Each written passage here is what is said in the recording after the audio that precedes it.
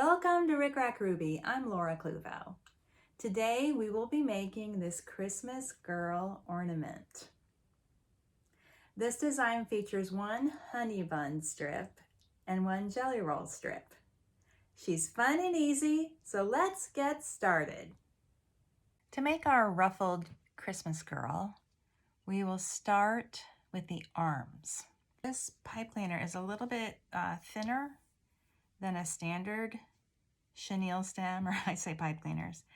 I just ordered this off of Amazon, and when they arrived, I realized they were a little bit thinner than what I was used to, but I actually really prefer this, so it worked out fine.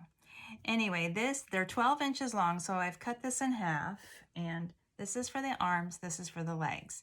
But we're going to start by making the sleeves. The other thing that I want to mention before we begin is that this project uses a tiny little spool. I'm going to use the smallest one. This is the smallest one that I could find, but any of these will work. And then I've already made my face. This is a 20 millimeter head bead, 20 millimeter. I've already made the face, and you know you can find the instructions for the face in my Focus on Faces video. So for the arms, I'm going to use this honey bun strip. I'm going to cut it exactly the same length as the pipe cleaner. And this is from the Christmas Stitched collection. Then I'm going to go over to my iron, and I'm going to press this under twice to make little hems on each end of the sleeve. Here's how it looks with the ends. I press them under twice. It's probably 1/4 of an inch twice, so 1/2 an inch off of each end. And now I'm going to just hem those with a straight stitch on my machine, and then I will seam up the length. There we go. Now my sleeve piece is hemmed on each end, and I'll fold this right sides together, and then I'm going to stitch up this long edge with a very small seam allowance. Here's my sleeve piece. It's hemmed, and I'll turn this right side out.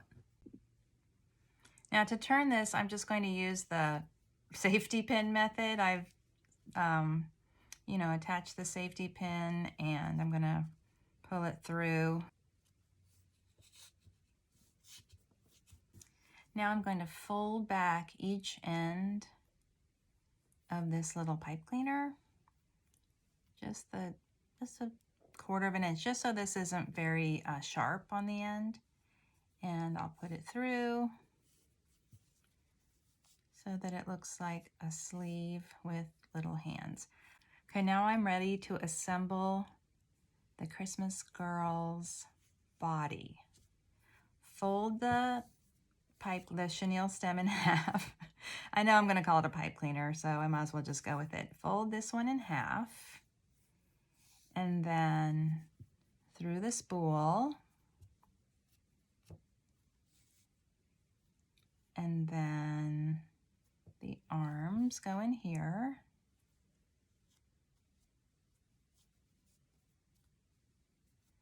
That looks good. And then the head, oops, from the bottom to the top. And then the hanging loop goes through here. So, hanging loop, the folded over chenille stem, the arms,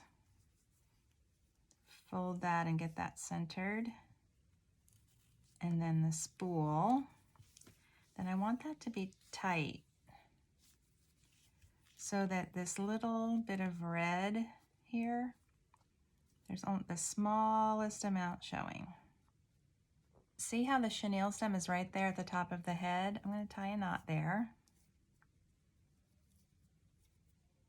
That's what I want, right at the top. And then if the hole in your spool is a little bit bigger than mine, don't worry, we're going to glue that. And then I'm going to push this up so that that's barely showing. And when I feel like I have that all just right, I'm going to glue it. So a little bit of glue in the back to hold the spool right there and to hold the head. So I'm going to pull this down, add a little bit of glue right there, push it back up, and the same thing with the head. A little bit of glue, push that back up. A little bit of glue. The glue is on the back, but I want to work from the front so I can see what I'm doing. That looks good. Okay, so the top of the chenille stem is right at the top of her head. The hands, they don't have to be perfect. Now for her dress, I'm going to use a jelly roll strip. So I'll cut off 14 inches from to here. And then as I am working my way through my vintage lace lot, I'm going to sew, make sure, okay, this looks like the bottom edge to me. So I'm going to just quickly sew this lace to the bottom edge. This is about 1/2 inch wide and it's flat lace.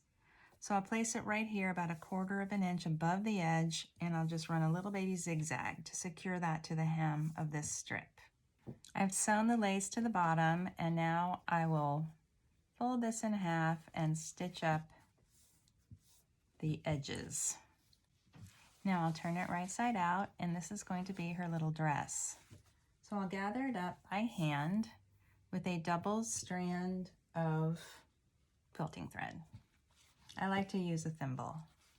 First, I'm going to fold under the seam allowance, both to one side, and secure the knot right there into the seam allowance. And then I'll just gather up with, 1/4 inch stitches all the way around the ring.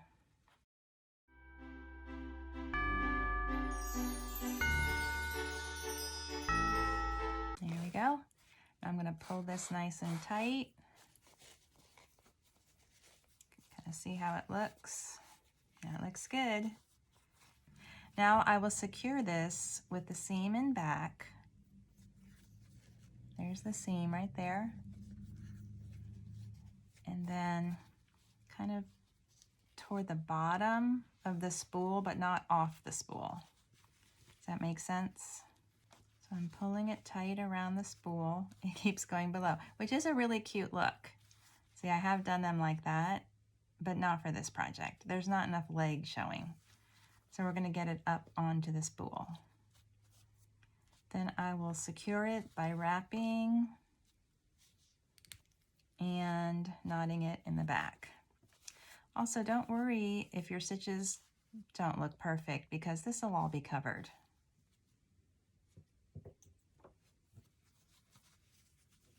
That looks good. Now I'm going to lift up her skirt and add a little bit of glue to the spool, and then press the gathers into the glue. Just like that. I want her skirt to stay put. Took a lot of experimentation to determine the correct length of the strip. 14 inches is just right. Now around her neck, we're going to do a little lace collar. And again, this is some of the lace that I've been working with from my never-ending lace lot. I'm going to cut a 12-inch piece of this, and it is 3/4 inch wide. It's a flat lace. I think I might have cut about 14 inches, so let's just go with it. So that way they're both the same. 14 inches, 14 inches. And again, I'm going to gather up the top edge with my double strand of quilting thread. To begin, I will fold under one end and secure my knot like this, and then begin gathering just through that little header at the very top. I know you might not have the exact same lace that I have, but I think you get the idea. Just go through the very top edge, all the way to the end.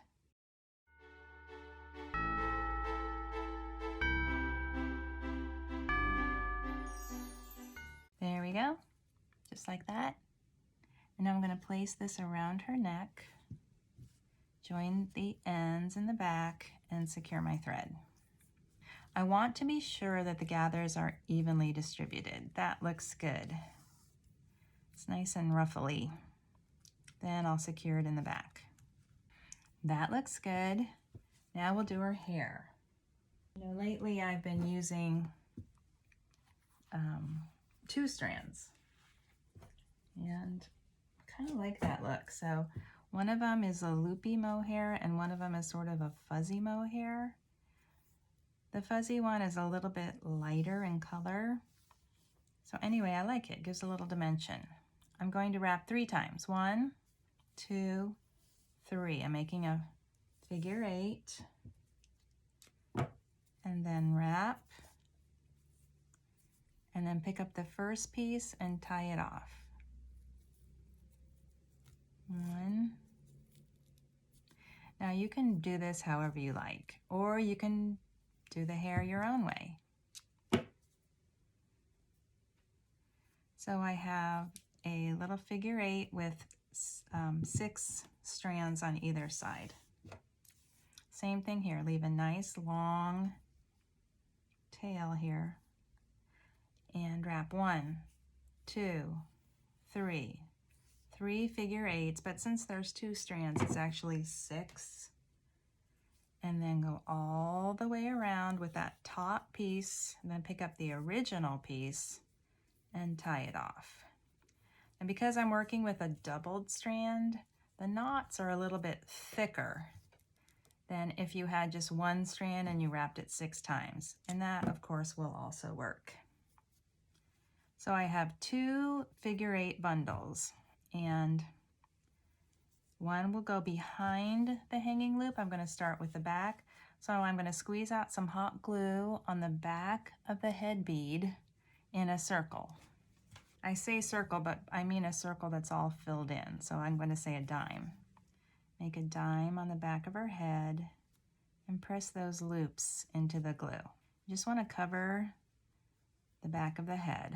And right now I will say that I'm making a girl and not an angel, but you can always add a halo and wings and you can have an angel. Okay, now I'm going to squeeze some glue out right here in front of the hanging loop. And press this in right at the knot. And then I'm going to twist and glue that here, and twist and glue that here. So there's a little line of glue right there, and I'll twist and press it into the glue. And then the same thing for the other side, a little line of glue right here, and then twist and press that other side into the glue. That looks good. Awesome.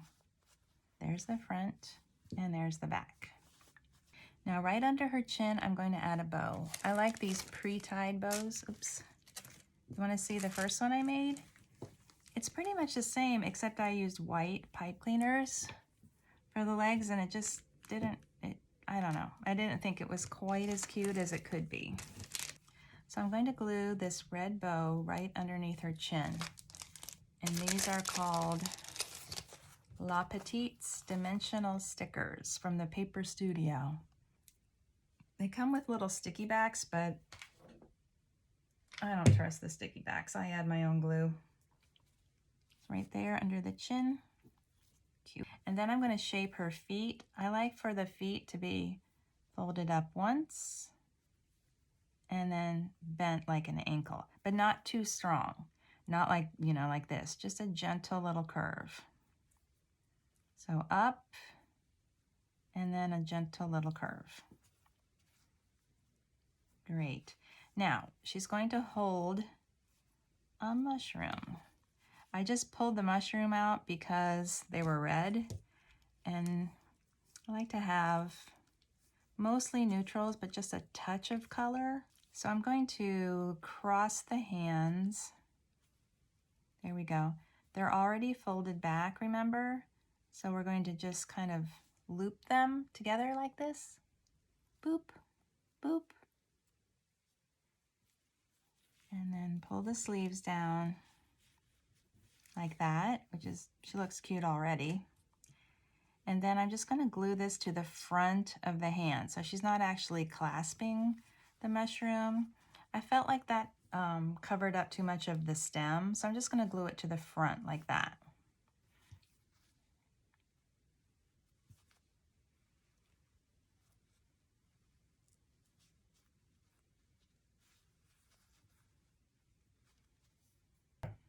And our little Christmas girl is done. Thank you for watching my tutorial. If you're enjoying my videos, please like, share, and subscribe.